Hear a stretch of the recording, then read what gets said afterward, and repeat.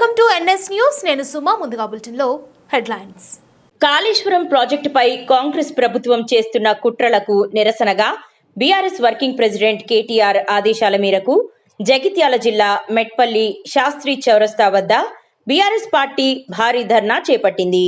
జగిత్యాల జిల్లా బీఆర్ఎస్ అధ్యక్షుడు కల్వకుంట్ల విద్యాసాగర్ రావు, కోరుట్ల ఎమ్మెల్యే కల్వకుంట్ల సంజయ్ మార్గదర్శకత్వంలో కార్యకర్తలు నల్ల బ్యాడ్జీలు ధరించి నిరసన కార్యక్రమంలో పాల్గొన్నారు.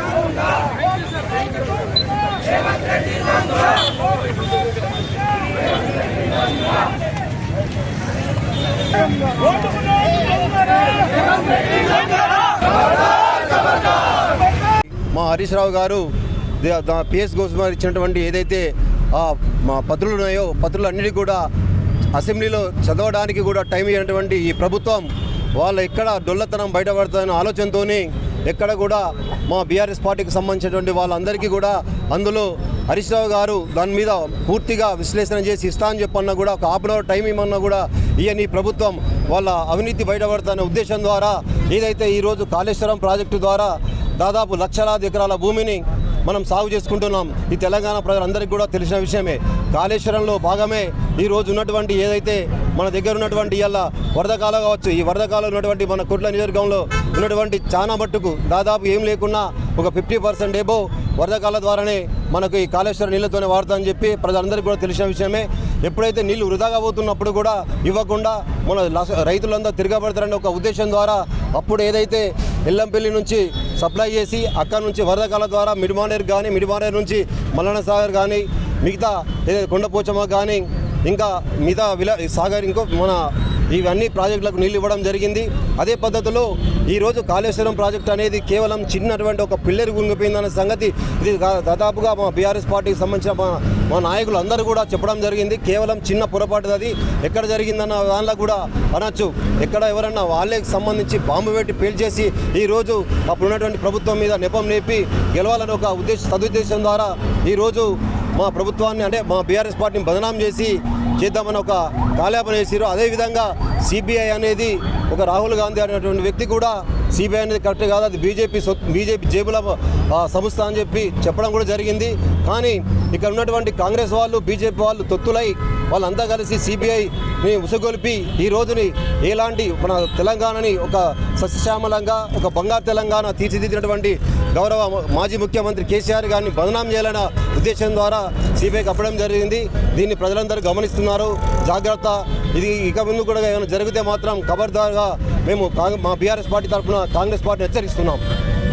దేశం మీద ఏదో విధంగా బీఆర్ఎస్ మీద అభాండాలు వేసి కేసీఆర్ గారిని అదే హరీష్ గారిని జైలుకు పంపించినట్టయితే ఏదో మేము గద్దెనెక్కుతాం, స్థానిక సంస్థల ఎన్నికల్లో మేము విజయం సాధిస్తామనే కలలు కంటుండు రేవంత్ రెడ్డి. ఖబర్దార్ రేవంత్ రెడ్డి గారు, మీకు ఇవాళ పాత కథ మరి 10 సంవత్సరాల క్రితం ఏదైతే గతి పట్టిందో అదే గతి పడుతుంది. ఇలా ప్రజా వ్యతిరేకత చవి చూస్తారు. మీరు స్థానిక సంస్థల ఎన్నికల్లో మీరు బీఆర్ఎస్ నాయకుల మీద ఎలాంటి అభాండాలు వేసినా అది ప్రజలు సాగించే పరిస్థితిలో లేరు. ఖబర్దార్ రేవంత్ రెడ్డి గారు, ఖబర్దార్.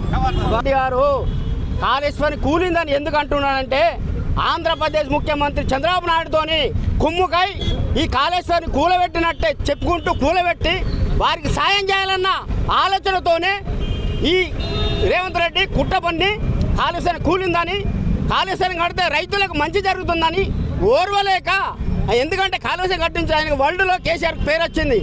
రైతులను మంచి కంటి రెప్పలాగా చూసుకొని నీళ్ళు ఇచ్చినందుకు ఈ ఏదైతే పేరు వచ్చిందో దాన్నే డ్యామేజ్ చేయాలి కేసీఆర్ అని చెప్పి ఆ ప్లాన్తో ఒక కుట్రతోని కేంద్రంలో ఉన్న చంద్రబాబు నాయుడు బీజేపీతో ఉన్న పొత్తుతోని ఈ లింకులు పెట్టుకొని ఇవాళ ఈయన ఆడుతున్న నాటకం ఏంటంటే కేసీఆర్ బదనాం చేస్తే పబ్లిక్ అందరూ కాళేశ్వరం కూలిందంటే నమ్ముతారని అనుకుంటాడు.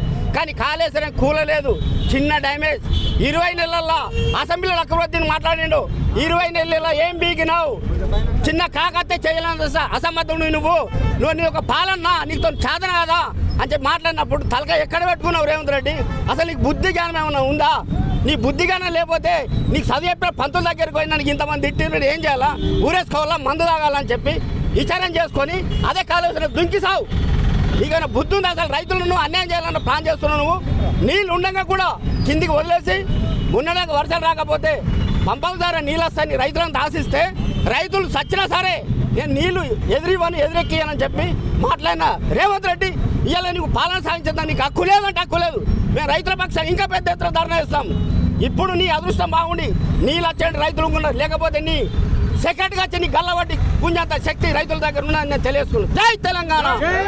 రైతులకు యూరియా సరఫరా చేయలేక, రైతులను ఆదుకోలేక డైవర్ట్ పాలిటిక్స్ పాటిస్తున్నాడు ఇవాళ. ఎందుకంటే గత 10-15 రోజుల నుంచి మీరు చూస్తూనే ఉన్నారు, ఎక్కడ ప్రతి గ్రామంలో యూరియా లేక పడిగాపులు కాస్తూ ఉంటే, రైతాంగాన్ని నానా కోసాలు పెడతా ఉంటే, పోలీసు వాళ్ళు దెబ్బలు తినుకుంటూ అన్యాయం చేస్తూ ఉంటే, ఎక్కడైతే ప్రభుత్వం డ్యామేజ్ అవుతుందో స్థానిక సంస్థల్లో రాబోయే ఎలక్షన్లో దెబ్బతింటమైన కారణంగా కేవలం మభ్యపెట్టడానికి, కేవలం కేసీఆర్ మీద బురద వెళ్ళడానికి మాత్రమే డైవర్ట్ పాలిటిక్స్ నడుపుతున్నాడు. కాబట్టి ఈ రాబోయే ఎలక్షన్లో మాత్రం ఖచ్చితంగా నువ్వు దెబ్బతింటావు. రైతుల ఉసురు ఖచ్చితంగా కలుగుతుంది. రైతులు ప్రతి గ్రామంలో నీ మీద మసులుతూనే ఉన్నారు మొన్నదాకా. ఎందుకంటే గత నెలలో నీళ్లు లేక నానా అవసరం పడ్డాం. వరుడు దయించి కాలం కలిసొచ్చి వర్షాలు పడి రైతాంగం సంతోషం ఉన్న స్థితిలో యూరియా సరఫరా చేయలేక కేవలం ఒక ఆధార్ కార్డు ఏమో ఒక యూరియా పాస్ ఇస్తే రైతు ఏ రకంగా పంటలు పండించుకున్నాడయా? యూరియా అనేది మీరే అలవాటు చేసారు ప్రభుత్వాలు. అప్పుడు యూరియా రైతుకు అలవాటు లేని టైంలో మీరు అలవాటు చేసి పంటలు పండించమని రైతాంగానికి జనానికి ఆహారం సరిపోతలేని యూరియా మీరు అలవాటు చేసారు. ఈరోజు యూరియా అలవాటు చేసి పంటలు బాగా పండుతున్నాయి. 10 సంవత్సరాలల్లో రైతులు సంతోషంగా ఉన్నారు. మీరు సంతోషాన్ని చూసి ఓర్వలేక మళ్ళీ కాంగ్రెస్ వస్తే ఆ రోజు కేసీఆర్ గారు ఏమాడైతే చెప్పారో ఖచ్చితంగా అదే జరుగుతుంది. మాకు రైతుల నోట్లో మట్టి కొడుతున్నారు. కాంగ్రెస్ వస్తే కరెంట్ ఉండదు, కాంగ్రెస్ వస్తే యూరియా ఉండదని పదే 10 సార్లు చెప్పిన రైతాంగం మీకు నమ్మి మార్పు తెచ్చుకొని మా చెప్పుతో మేమే కొట్టుకున్నట్టు రైతాంగం ఈరోజు ప్రతి ఊర్లలో ప్రతి గ్రామంలో రైతాంగం గోసాగిస్తున్నారు. కాబట్టి రాబోయే రోజుల్లో మీకు ఖచ్చితంగా రైతాంగమే మళ్ళీ ఖచ్చితంగా బుద్ధి చెప్తాదని ఈ సందర్భంగా నేను ప్రభుత్వాన్ని హెచ్చరిస్తా ఉన్నాను.